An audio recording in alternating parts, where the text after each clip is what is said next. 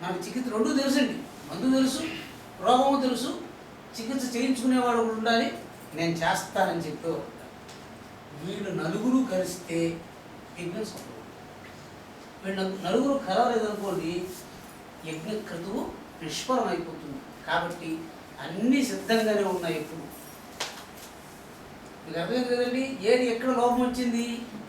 మంత్రాక్షరాలు లేకుండా కాదు, చెప్పాలనుకునేవాడు చేస్తాననుకునేవాడు దొరకటం లేదండి. వీళ్ళిద్దరు కావాలి. ఆఖరికి ఏంటంటే చెప్తున్నాడు సంశయాత్మ. ఇవన్నీ ఈ శాస్త్రాలు భౌతిక శాస్త్రాలు కావు. భౌతిక శాస్త్రాలు కావంటే ఏంటంటే ఈ ఆత్మక ప్రవృత్తితో నడిచేటువంటి ఇంద్రియ వృత్తుల చేత నడిచేటువంటి శాస్త్రాలన్నీ తక్షణ ఫలాన్ని ఇచ్చేట్టుగా ఉంటాయి. అంటే ఇప్పుడు నేను ఈయన చూశాను, నా కంటిలో పడ్డాడు, కళ్ళు మూసిన వెంటనే ఇది మాయమైపోయాడు కదండి.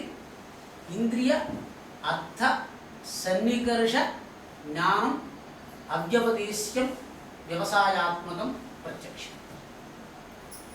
అంటే ఇప్పుడు నేను ఈయన చూస్తున్నాను కదండి. ఇప్పుడు మీకు ప్రత్యక్ష జ్ఞానం నుంచి ఉద్ధరణ కావాలండి. కష్టం పోగొట్టాలి ఎట్లా అని మీరు అడిగారు కదా, నేను చెప్తున్నాను.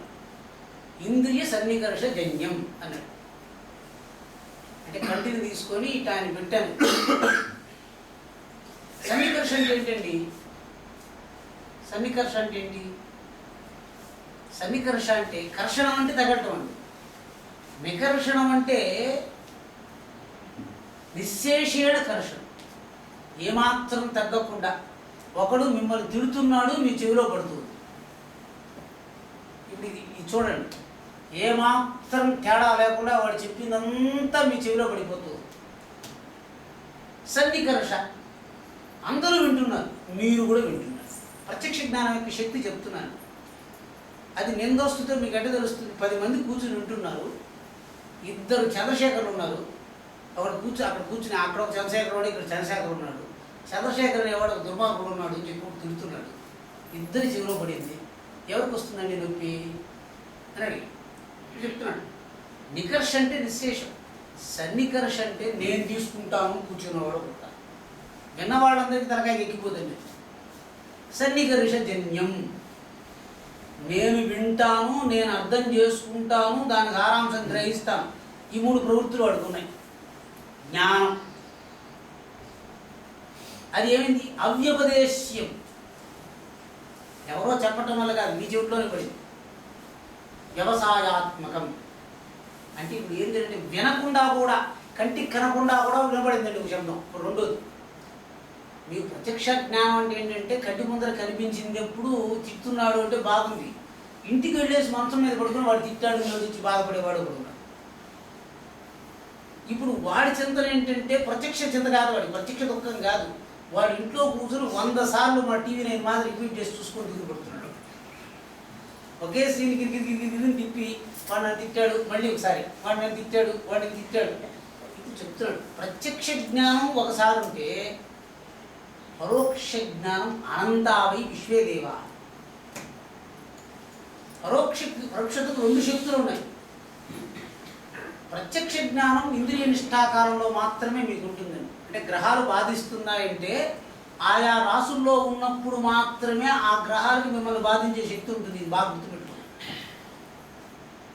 ఇప్పుడు ఈ శక్తి అయితే పర్వాలేదు, మహాపురుషులను గ్రహాలు బాధించదు. ఎందుకని అన్నాడు. వాడు 10 సంవత్సరాల క్రితం ఉన్న గ్రహాన్ని మెమరీలో పెట్టుకొని దీన్ని ఇగ్నోర్ చేస్తాడు.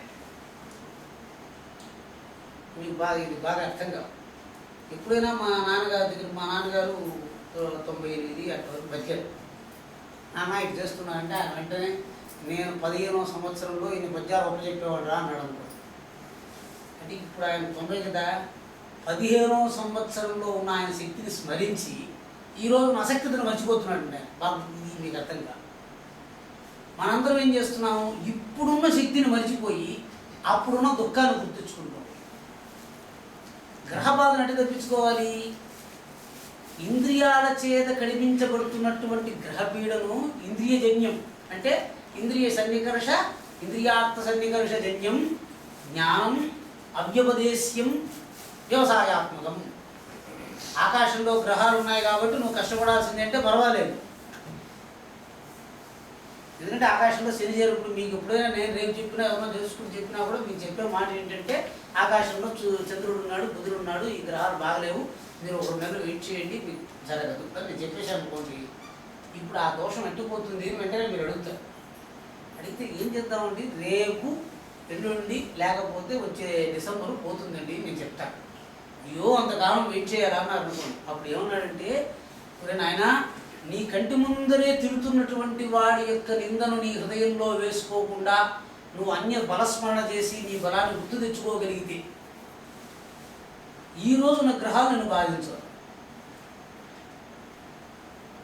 ఎందుకని? ఆకాశంలో ఇంద్రియ సన్నికర్ష కదా, ఆ గ్రహాలు నిన్ను బాధిస్తున్నాయి. ఎందుకని?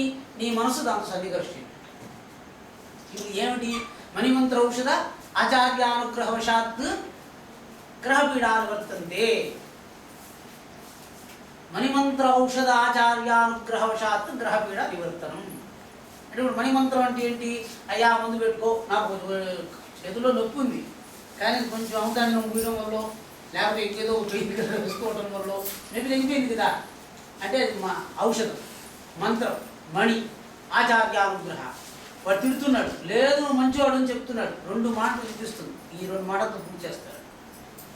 అండ్ యాజ్ పర్ జన్మని ఒక సిండ్రోమ్ వచ్చిందండి ఒకరికి. ఒక పిల్లవాడు, వాడు 5 సంవత్సరాలు పిల్లవాడు, 4-5 సంవత్సరాలు పిల్లవాడు. ఆ సిండ్రోమ్ పాటించి మనకు తెలుసు. సరే అతను నా దగ్గరకు వచ్చి, స్వామి వీడికి యాస్పర్టన్ సిండ్రోమ్ ఏదో యాస్పర్టన్ వచ్చింది, ఏం చేయమంటారు? సరే నేను చెప్పాను, నీకెట్ట తెలిసింది వాడికి వచ్చింది అని. ఆ ప్రాబ్లం డాక్టర్ గారు చెప్పటం వల్ల తెలుస్తాం. నేను చెప్పాను, నేను చెప్తున్నాను నీకు అది లేదు, నువ్వు ప్రశాంతంగా వెళ్ళిపో. స్వామి డాక్టర్లు చెప్తే ఎట్లా లేదనుకోమంటారు అంటే నీ కష్టం అంటే డాక్టర్ బట్టి చెప్పే మాట కదా పట్టుకుంటున్నావు. ఇది ఒకటి పెట్టుకోండి. అదే రకంగా చీఫ్ మినిస్టరు ఒక ఆయన గురించి ఈ రోజు నుంచి నువ్వు దీనికి చైర్మన్ అని చెప్పాడు. ఒకడెవరో ఇంకొకటి పక్క వీధిలో పోయేవాడు, నువ్వు ఏం చైర్మన్ అయినా నా దృష్టిలో చైర్మన్ కాదబ్బా అన్నాడు నాయకుడిని. ఆయన చైర్మన్గా అప్పాయింట్ ఆర్డర్ పట్టుకో వచ్చున్నాడు. ఏమండి వాడు ఊర్లోనే ఆయన కూర్చుని ఉంటే, ఏమండి అని అంటే, నువ్వు చైర్మన్ అయినా ఏమేమో నాకు లెక్కలేదండి అన్నాడు. ఇప్పుడు వీడు మళ్ళీ చీఫ్ మినిస్టర్ చూపినాడు, సార్ వాడు లెక్క చేయడం లేదు సార్, నన్ను ఏం చేయమంటారు అంటే వాడు ఆయన చెప్పాడు, చైర్మన్ అని ఒకటి చెప్తున్నాడు, చైర్మన్ కాదని ఇంకోటి చెప్తున్నాడు కదండి, మీరు దేని పట్టుకుంటారు? అదేంటి విగ్రహం. ఆచార్య పురుషుడు నీకు కష్టం లేదు అని చెప్తూ ఉంటే, ఆకాశంలో ఉండే గ్రహాలు చెప్తున్నాయి నేను కష్టపడతాను అని చెప్పేటువంటి వాడిని ఎవడు ఉద్ధరించలేడు అన్నాడు. డాక్టర్ గారు దగ్గు లేదని చెప్పేశారండి, ఏదో నాకు దగ్గు ఉంది, మళ్ళీ పరీక్ష మళ్ళీ దగ్గు వచ్చిందంటే మళ్ళీ ఎయిడ్స్. దెర్ ఆర్ పీపుల్, నాకు ఎయిడ్స్ పరీక్ష చేయించండి. వాడు ఆయన పాపం ఎక్కువ పేపర్ చదువుతూ ఉంటాడు, ఈనాడు పేపర్లు, హెల్త్ కాలం చదువుతూ ఉంటారు. ఒక పెద్ద ఆయనకి ఏం లేదండి, దగ్గు జలుబు వచ్చింది. మనం పని మనిషి వచ్చినప్పుడు ఆయనకే డౌట్, వాడు పని మనిషి హస్బెండ్కి ఎవరికో ఎయిడ్స్ ఉందండి. ఆయన చాలా పెద్ద ఆయన. సరే ఆ పని మనిషి వచ్చినప్పుడు ఆమె కాఫీలో ఏదో ఇస్తూ ఉంటుంది. సరే ఈయన పెద్ద ఆయన బాగా చదువుకున్నాడు. సరే చదివాడు, ఈ విధంగా ఎయిడ్స్ వచ్చినట్టుగా, దగ్గు వస్తూ ఉంది, జ్వరం వస్తూ ఉంది, ఇవన్నీ సెంటర్స్ వాళ్ళ నాన్న నుంచి కుమారుడు నుంచి నాకు పరీక్ష ఇచ్చిరా, ఎయిడ్స్ వచ్చేసినట్టుగా ఉంది. వెంటనే టెస్ట్ ఇచ్చారు. టెస్ట్ ఏం చేసి డాక్టర్ గారు పరీక్ష ఏం ప్రాబ్లం లేదండి, మీకు ఎయిడ్స్ లేదు. మళ్ళీ 15 రోజుల్లో మళ్ళీ ఆ సింటమ్స్ చెప్తున్నాడు. వైద్యుడు చెప్పినాడని రోగాన్ని వద్దనుకుంటావా? నీకు స్వానుభవం ఉంది కదా అని చెప్పి నువ్వు రోగాన్ని పరిగ్రహిస్తావా? లేకపోతే ప్రారంధం కర్మం అని చెప్పారు కదండి, ప్రారంధం కర్మ హీతే భోగేన చరితాత్మత్వాత్. నువ్వు కర్మను తీసుకుంటున్నావు అనే హేతు ఏది నీకు అడ్డుకొడుతూ ఉందో అది గ్రహంగా పనిచేస్తుందండి. ఇంకేం డాక్టర్ చెప్పాడు లేదంటున్నాడు. నీ మనస్సుకి ఈనాడు పేపర్లో హిందూలో వేసిన సిమ్టమ్స్ బట్టి నీకు ఉన్నట్టుగా నీకు కనిపిస్తున్నాడు. వాడు సిమ్టమ్స్ లిస్ట్ ఒకటి ఇచ్చేసాడు. ఈ సిమ్టమ్స్ అంతా చదువుకొని webmedia.com వెబ్ మెడికల్ కామ్స్ పట్టుకొని అన్ని వెబ్సైట్లో చూసుకున్నాడు. ఈ విధంగా ఇది వస్తే ఒక 10 రోజుల్లో కూడా అది డిటెక్ట్ కావచ్చండి అని చెప్పి కూడా చదువుకున్నాడు. దేని పట్టుకున్నాడు అంటే, ఇక్కడ మీకు ఎందుకు ఇది చెప్తున్నానంటే, శాస్త్రవాక్యానికి ప్రమాణ బోధకుడు ఎవడో వాడు చెప్తేనే వినాలంతే. అంటే దానికి ఏం చెప్పాడు? వేదం ఏం చెప్పింది? ఆచార్యవాన్ పురుషో వేద, పరలోక విషయాలకంతా ఆచార్యుడు ప్రమాణం అంతే. ఇహ విషయం అయితే మీకు ఆత్మానుభవం ప్రమాణం. ఎరొక విషయం, శరీరంలో నొప్పి వస్తుంది, నొప్పి లేదు అని ఆచార్య పురుషుడు చెప్పడు. మీకు అర్థమైంది? పరలోక విషయాలు అంటే ఏంటి? ఇక్కడ ఉండే వాటిని చూసి విని తెలుసుకోండి. ఇక్కడ లేని వాటిని ఆయన చెప్తేనే తెలుసుకోండి. దానికి తర్కమే అవసరం లేదు. అందరూ ఏమనుకుంటే సైన్సా, అన్సైంటిఫిక్గా అని బాధపడుతూ ఉంటారు. ఇహలోకం మాత్రమే శాస్త్రీయం, పరలోకము అశాస్త్రీయం. కానీ ఎక్కువగా మనం పరలోకంలోనే ఉంటాం. ఇహలోక వ్యవహారాలు మనకు ఉన్నటువంటి బుద్ధిగతమైనటువంటి శాస్త్రాలతో నడుస్తూ ఉంటాయి. దానికి ఇబ్బంది లేదు. No conflict between the worldly or Indian sciences to the unworldly sciences. వాటికి సంబంధం లేదండి. కానీ మనం వాటికి సంబంధం పెట్టుకుని మనం అనవసరంగా దుఃఖపడుతూ ఉంటాం. ఈ విషయం ఎప్పుడు తెలుస్తుందో అప్పుడు మనకు గ్రహగతమైనటువంటి పీడలు నివర్తి, అప్పుడు శాస్త్ర ప్రతిపాదితమైనటువంటి వ్యవహారాలు మన ఎందుకు పనిచేసి ఆ దోషాలన్నీ పోతాయి. కాబట్టి ఇప్పుడు ఒకవేళ శాస్త్రంలో ఉంది నేను చెప్పినా కూడా ఆ దోష నివృత్తి చేయడానికి మీకు కావలసిన హేతువులు ఎట్లా మీ ఎందుకు పనిచేస్తాయో మీకు తెలియాలండి. అందుకోసం ఇంతసేపు చెప్పారు. అంటే ఏదో జ్యోతిశాస్త్రంలోనే గ్రహాలు జరిగిపోతాయంట ఇంతే కాదు. మీ యొక్క ప్రవృత్తి, శుభాశయ ప్రవృత్తి వశాత్ సర్వం సమ్యక్ వర్తది. శుభాశయ ప్రవృత్తి అంటే ఏంటంటే వాడు నన్ను తిడుతున్నాడు కాబట్టి నేను మీకు వేరేది కూడా వద్దండి. నువ్వు వెదవి నువ్వు తిడుతున్నాడు, నేను మంచివాడిని అనుకుంటున్నాడు. వేరే వాడు లేరు.